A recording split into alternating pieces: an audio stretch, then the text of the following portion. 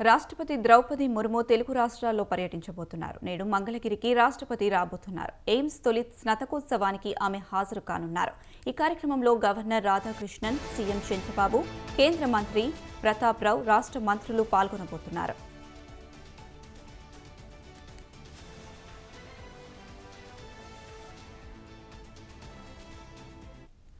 సాయంత్రం రాష్ట్రపతి ద్రౌపది ముర్ము శీతాకాల విడితికి సికింద్రాబాద్ బొల్లారంలోని రాష్ట్రపతి నిలయానికి రానున్నారు. ఆంధ్రప్రదేశ్లోని గన్నవరం నుంచి ఆమె ప్రత్యేక విమానంలో హకింపేటలోని వాయుదళ శిక్షణ కేంద్రానికి సాయంత్రం చేరుకుంటారు.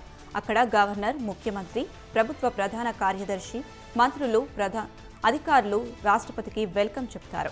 అనంతరం ద్రౌపది ముర్ము భారీ కాన్వాయ్తో రాష్ట్రపతి నిలయానికి చేరుకుంటారు. ఇవాల్టి నుంచి ఈ నెల 21వ తేదీ వరకు అక్కడే ఉండనున్న ముర్ము వివిధ కార్యక్రమాల్లో పాల్గొననున్నారు. రేపు రాష్ట్రపతి నిలయంలో పలు అభివృద్ధి పనులను ప్రారంభిస్తారు.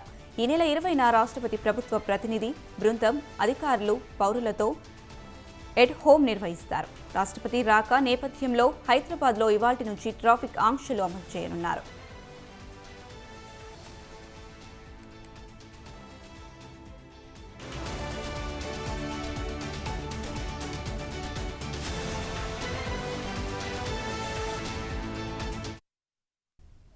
రాష్ట్రపతి ద్రౌపది ముర్ము తెలుగు రాష్ట్రాల్లో పర్యటించబోతున్నారు. నేడు మంగళగిరికి రాష్ట్రపతి రాబోతున్నారు.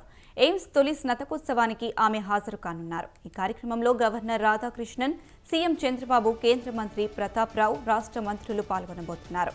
సాయంత్రం రాష్ట్రపతి ద్రౌపది ముర్ము శీతాకాల విడిది సికింద్రాబాద్ బొల్లారంలోని రాష్ట్రపతి నిలయానికి రానున్నారు. ఆంధ్రప్రదేశ్లోని గన్నవరం నుంచి ఆమె ప్రత్యేక విమానంలో హకింపేటలోని వాయుదళ శిక్షణ కేంద్రానికి సాయంత్రం చేరుకుంటారు.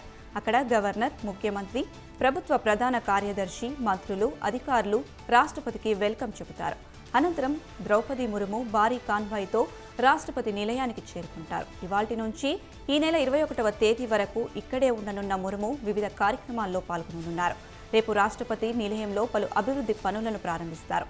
ఈ నెల 20న రాష్ట్ర ప్రభుత్వం ప్రతినిధి బృందం, అధికారులు, పౌరులతో ఎట్ హోమ్ నిర్వహిస్తారు. రాష్ట్రపతి రాక నేపథ్యంలో హైదరాబాద్లో ఇవాల్టి నుంచి ట్రాఫిక్ ఆంక్షలు అమలు చేయనున్నారు.